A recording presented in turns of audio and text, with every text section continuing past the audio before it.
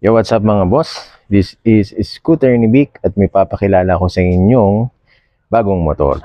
So ito si $150. Hehehe. Mumukha siyang minion, ano? Ito kasi yung pinalit natin kay Bluey, the Fazio, 7 months ago na nabenta na natin siya. At ito na ang ating bagong Bluey pero wala pa siyang pangalan. Huwag niyong maliitin to guys kasi cute lang talagang itsura niya. Pero napakalakas ng ilaw niyan kasing lakas ng mga sasakyan. Tapos ito naka-disc brake pa pero wala siyang ABS. Naka naked handlebar siya. All stock to guys. Wala pa tayong nilalagay na kahit ano dito na accessories or upgrades kasi may pagkamahalan ang motor na to. Ito, dati ko nang gamit to. Ginagamit ko kay Bentley. Okay, Fortress 160 nilagay ko lang dyan. Kasi nagsushoot ako ng first impression. Abangan nyo na lang sa ating YouTube channel, Scooter ni Vic.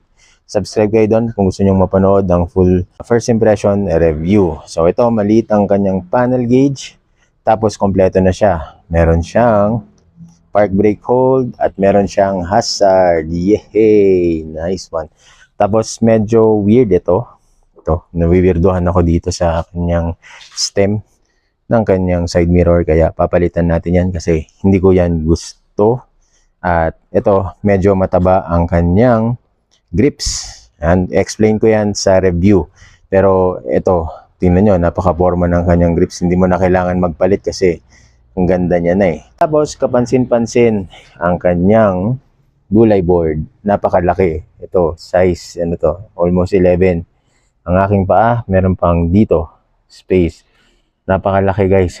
Ito na yung pinakamalaking gulay board na nakita ko at nasubukan ko sa buong buhay ko. Itong nasa Kimco dollar. Nakita natin, may malaking packet dito. Sorry, hindi nyo makita kasi madilim. At nandito ang kanyang gas opening. Nasa baba ang kanyang gas tank. 8 liters ang kaya niyang ikarga. So, malayo-layo ang matatakbo natin dyan. Okay?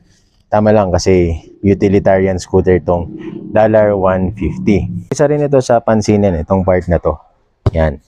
So, merong hati sa gitna. So, bakit may hati sa gitna? Kasi nagtatransform itong motor na to or itong scooter na to. Ito natawag siyang flip tech na dito lang makikita sa $150. Yun. Diba? Nafi-flip siya kasi pwede nyo itong pangkargahan. Kumbaga para siyang pick up ng sasakyan. Ito, pick up ng motor. Okay? Tapos, meron pa dito, pwede pa siyang extend. Wow! Diba? Kung meron kayong ikakarga na mabibigat dyan,